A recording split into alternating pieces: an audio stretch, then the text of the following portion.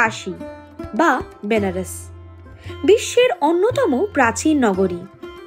এমন এক শহর যেখানে প্রতিটি গলিতে লুকিয়ে আছে শতাব্দীর ইতিহাস, প্রতিটি ঘাটে মিশে আছে জীবনের দর্শন। এই শহর যেন সময়ের গতি থামিয়ে দেয়।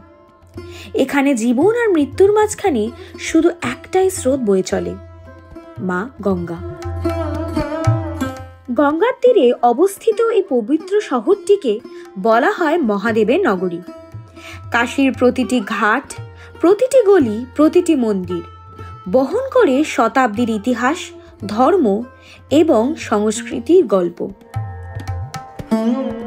কিন্তু এই শহরের আসল রূপ দেখা যায় সেই এক বিশেষ দিনে, যখন গঙ্গার ধারে জ্বলে ওঠে হাজার হাজার প্রদীপ।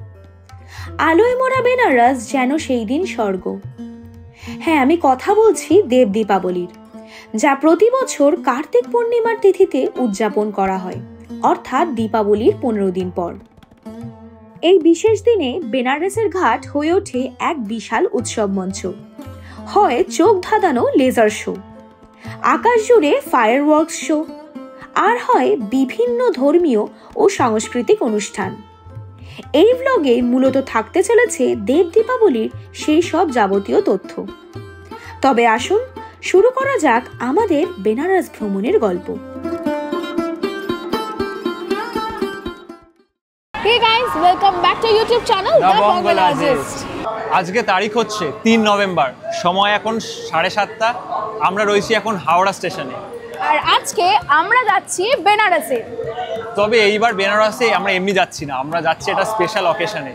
আমরা যাচ্ছি দেব দীপাবলি সেলিব্রেট করতে আর দেব দীপাবলির উইটনেস করতে। তাহলে অবশ্যই আপনাদেরকে এই ব্লগটা শেষ অবধি দেখতে হবে।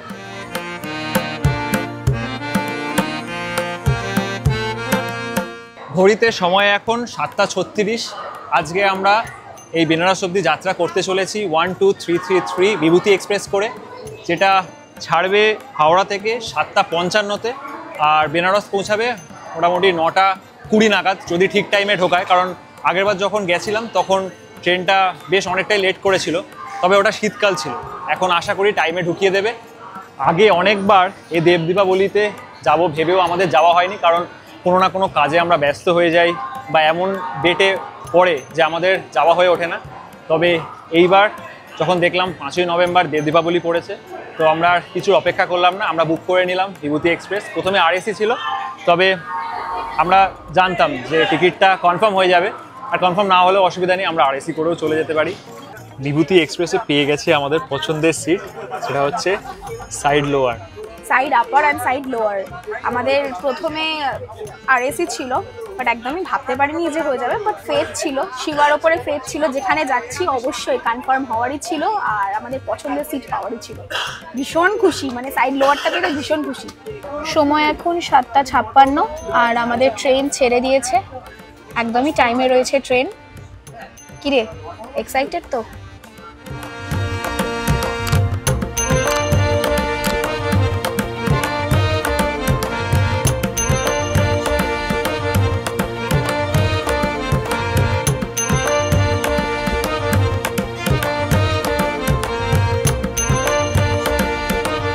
ঘড়িতে এখন বাজে 12টা। আমরা পৌঁছে গেছি মহাদেব কি নগরী বারাণসীতে, যেখানে পৌঁছানোর কথা ছিল 9:40-এ। আমরা পৌঁছালাম মোটামুটি মানে 2 থেকে আড়াই ঘন্টা লেটে। আমরা পৌঁছালাম 12টার সময়। তো যারা বিভূতি এক্সপ্রেসে আসছেন তারা এটা মাথায় রাখবেন, ট্রেনটা কিন্তু বেশ অনেকটাই লেট করে। কিছু কিছু টাইমে ঠিক সময় ঢুকিয়ে দেয়, কিন্তু বেশিরভাগ টাইমেই লেট করে। তাই অনেকটাই লেট হয়ে গেল। মানে 12টার সময় আমাদের হোটেলে চেক ইন করার কথা ছিল, আরও অনেক কিছু প্ল্যান ছিল, তবে সব কিছু একটু ডিলে হয়ে গেল। তবে ঠিক আছে, অ্যাডজাস্ট করতে হবে।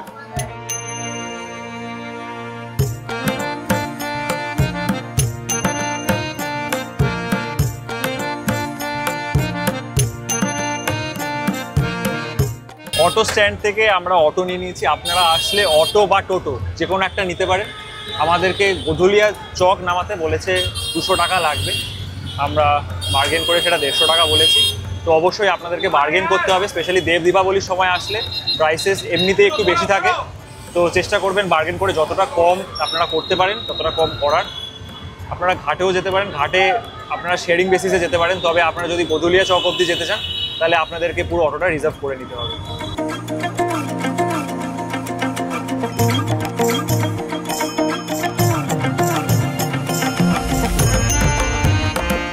আমাদেরকে অটো নামিয়ে দিল বেনিয়া মোড়ে। বেনিয়া মোড় থেকে আমরা একটা রিক্সা নিয়ে নিয়েছি আমাদের গদুলিয়া চক অবধি, মানে আমাদের হোটেল অবধি যাওয়ার জন্য। ভাড়া নিচ্ছে 50 টাকা। অটো বা টোটো নিন, সেটা কিন্তু গদুলিয়া অবধি যাচ্ছে না, কারণ বেনিয়া মোড় থেকে পুরোটাই নো এন্ট্রি করে দিয়েছে, তাই জন্য আপনাদেরকে রিক্সাই নিতে হবে। আপনারা যদি চান রিক্সা না নিতে, যদি চান হেঁটে যেতে, তাহলে আপনারা হেঁটেও যেতে পারেন, তবে সেখানে আপনাদের 12 থেকে 15 মিনিট হাঁটতে হবে গদুলিয়া চক অবধি যাওয়ার জন্য।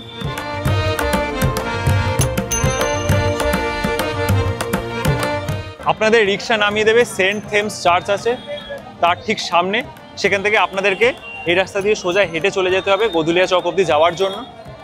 মেন নো এন্ট্রি করা হয়েছে কারণ এখানে রোপওয়ের কাজ চলছে, তো সেই কারণে এখানে পুরোটাই নো এন্ট্রি।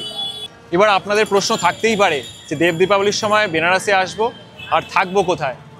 আপনারা থাকতে পারেন হোটেল অগাস্ততে। আমরা যতবার এসছি বেনারসে আমরা এই হোটেল অগাস্ততেই থেকেছি, কারণ অগাস্ত গদুলিয়া চকের একদমই কাছে আর এখানকার সার্ভিসও খুব ভালো। ঠিক এই রাস্তা দিয়ে এই সামনেই হচ্ছে গদুলিয়া চক, 1 থেকে 2 মিনিট হেঁটে আসলেই আপনারা পেয়ে যাবেন হোটেল অগাস্ত। আসুন আপনাদেরকে রুমগুলো দেখাচ্ছি। ঢুকে এটা হচ্ছে হোটেল অগাস্ত রিসেপশন, আর এই রাস্তা দিয়ে এখানে কিন্তু লিফটও রয়েছে, যারা উপরের ফ্লোরে থাকবেন তারা এখানে লিফট সার্ভিস পেয়ে যাবেন। আমাদের রুম আছে গ্রাউন্ড ফ্লোরেই, আপনাদেরকে রুমটা দেখাচ্ছি। আমরা রয়েছি গ্রাউন্ড ফ্লোরে রুম নাম্বার 114-এ। রুমে কি কি আছে একবার দেখে নিই। এখানে ঢুকে একটা মিরর রয়েছে, একটা টেবিল রয়েছে, একটা চেয়ার রয়েছে, এখানে বেড সাইড টেবিল বলতে পারেন, আর একটা বেড রয়েছে। 2 জন থাকতে পারেন বা চাইলে 3 জনও থাকতে পারেন এই বেডে, তবে 2 জন থাকলে কমফোর্টেবলি আপনারা থাকতে পারবেন। একটা টিভি রয়েছে, এসি রয়েছে, যেটা গরমকালে আপনাদের অবশ্যই প্রয়োজন হবে। আর এখানে যাবতীয় যা যা দরকার ওনারা 2টো কমপ্লিমেন্টারি জলের বোতল দিয়েছেন। বাকি এখানে ইলেকট্রিক কেটেল রয়েছে, আর চা কফি বানানোর যাবতীয় যে জিনিসগুলো লাগে সেগুলো রয়েছে। 2টো গ্লাস রয়েছে এখানে। এখানে চার্জিং পয়েন্ট একটা রয়েছে, আর বেডের ওই পাশে একটা চার্জিং পয়েন্ট রয়েছে। আর ওয়াশরুমটা আপনাদেরকে দেখাচ্ছি। ওয়াশরুমের একটা বেসিন, কোমোড, শাওয়ার রয়েছে। গিজারটা দেখতে পাচ্ছি না, তবে লাস্ট টাইম যখন এসেছিলাম এখানে সেন্ট্রালি একটা গিজার সিস্টেম আছে, যেখানে আপনারা এখানে গরম জল পেয়ে যাবেন চাইলেই। হোটেল অগাস্ততে আপনারা নিজস্ব একটা রেস্টুরেন্ট পেয়ে যাবেন, যেখানে আপনারা লাঞ্চ, ব্রেকফাস্ট, ডিনার সবটাই করে নিতে পারবেন। বেশ বড় জায়গা, অনেক কটা টেবিল রয়েছে। তো আজকে আমরা লাঞ্চটা এখানে থেকেই করব। এই রেস্টুরেন্টের প্রাইস কিন্তু বেশ রিজনেবল। আমরা 2টো স্পেশাল থালি অর্ডার করেছি, আপনারা দেখে নিতে পারেন। এখানে ডিলাক্স থালি রয়েছে 300 টাকায়, মিনি থালি 200 টাকা, আর স্পেশাল থালি রয়েছে 250 টাকায়। এখানে আপনারা এইগুলো পেয়ে যাবেন। তাছাড়া আপনারা চাইলে কিন্তু আলাদা করে অর্ডার করে নিতে পারেন।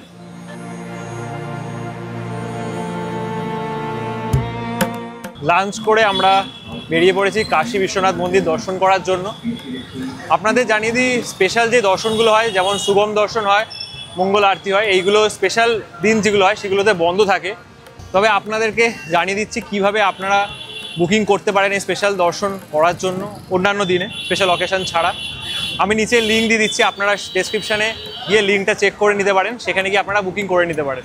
আপনারা মোবাইল, ওয়ালেট, বাকি জুতো সব এইখানে জমা করে তারপরে এই রাস্তা দিয়ে সোজা আপনাদেরকে যেতে হবে মন্দিরের জন্য।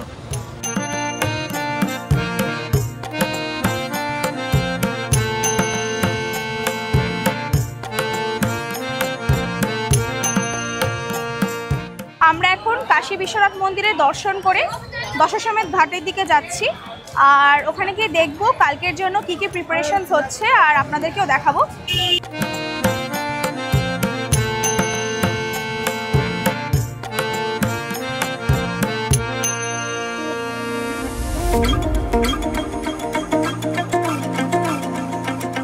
সময় এখন 4:56 আর অলরেডি দশাশ্বমেধ ঘাটে ভিড় শুরু হয়ে গেছে গঙ্গা আরতির জন্য। আমরাও চলে এসেছি গঙ্গা আরতি দেখার জন্য।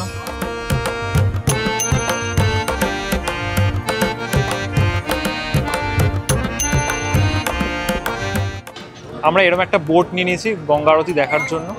পার হেড পড়েছে 250 টাকা। কিছু কিছু বোটে 300 টাকাও করে নিচ্ছে, কিছু কিছু বোটে 200 টাকাও হচ্ছে। তবে এটা ডাবল ডেকার, যেহেতু উপর থেকে একটা ভিউ পেয়ে যাবেন, তাই জন্য এটা 250 টাকা করে নিয়েছে। আর দেখুন কি সুন্দর লাগছে চারিদিকটা।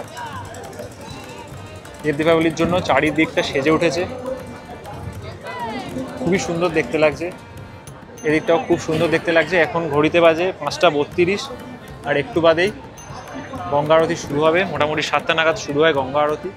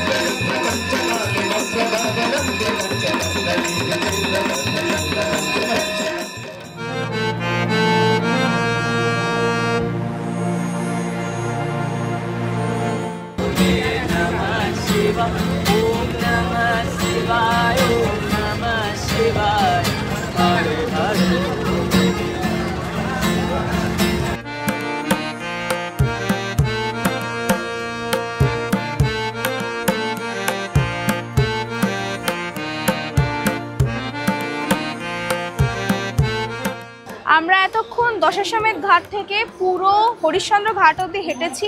আর ঘাটগুলো যে এত সুন্দর করে সাজানো হয়েছে সেটা সামনাসামনি এক্সপিরিয়েন্স না করলে কোনোভাবেই বোঝানো যাবে না। বেনারসে এমনি সময়ে সৌন্দর্য একদিকে, আর দেব দীপাবলির সময়ে সৌন্দর্য আর একদিকে, মানে অকল্পনীয়, জাস্ট ভাবা যাচ্ছে না, এতই ভালো লাগছে আমাদের এখানে। রাত্রির এখন 9:30, বাট ঘাটে এসে বোঝা যাচ্ছে না। আমরা এখন ঠিক দশাশ্বমেধের পাশের যে ঘাটটা রয়েছে প্রসাদ ঘাটে দাঁড়িয়ে রয়েছি। আর সামনে ভিড়টা জাস্ট আপনারা দেখুন, ভক্তরা পুরো চারিদিকে ভিড় করে রেখেছে। আর এখানে সবাই ঘাটেই শুয়ে পড়ছে, সম্ভবত তারা কোনো রকমের হোটেল পায়নি বা থাকছেন না, তারা ঘাটেই এখানে শুচ্ছেন। দারুণ লাগছে দেখে, মানে সবার এই এনথুজিয়াজম দেখে দারুণ লাগছে। আপনারা যদি প্ল্যান করেন দেব দীপাবলির সময় আসার, তাহলে আমি আপনাদেরকে সবসময় বলবো দেব দীপাবলির একদিন আগে আসবেন। তাহলে আশেপাশে যে প্রিপারেশনগুলো হচ্ছে সেগুলো আপনারা উইটনেস করতে পারবেন। দেখতে কিন্তু অসম্ভব সুন্দর লাগবে। দেব দীপাবলির দিন একটুখানি ভিড় হয়, তাহলে এই চেষ্টা করবেন তার আগের দিন চলে আসার। আপনারা বেশ ভালোভাবে সব কিছু দেখতে পারবেন, ছবি তুলতে পারবেন, ভিডিও করতে পারবেন। এই সামনে হচ্ছে বিশ্বনাথ মন্দিরের গঙ্গা দুয়ার। তার সামনে যেই জায়গাটা আছে, এই রাস্তাটা পুরোটাই বন্ধ, মানে এইখান থেকে এই জায়গাটা পুরোটা মণিকর্ণিকা অবধি পুরোটা কিন্তু বন্ধ করা রয়েছে কালকে দেব দীপাবলির উপলক্ষে।